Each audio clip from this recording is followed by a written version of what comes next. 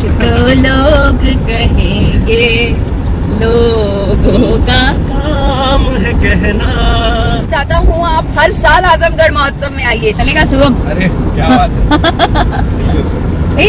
क्यों बोल रहा था तू मुझे अभी कि मतलब शो के बारे चर्चाएं हो रही हैं? हाँ। ये तो इतनी पॉजिटिव चर्चा हो रही है, देखो। हाँ, इतनी जो यहाँ के लोकल हैं उन लोगों का जो प्यार मिला है। हम लोग अभी बाहर निकले थे होटल से, सब लोग बहुत ही तारीफ कर रहे थे कि आपका शो था, रिसेप्शन पे जितने लोग थे बहुत सबको एंजॉय सब लोगों ने किया, बहुत मजा आया।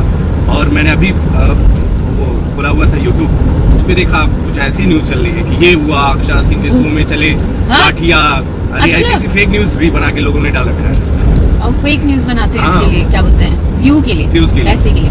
हाँ, कोई बात नहीं, बिल्कुल भी ऐसा थोड़ा भी नहीं हुआ था, बिल्कुल नहीं हुआ। कुछ तो लोग कहेंगे, लोगों का काम है कहना, छोड़ो दिल की बातें, बेकार की बातें। क्या बात कर रहा है शुभम? याद ही नहीं है तुझे लाइन, फिर से बोल।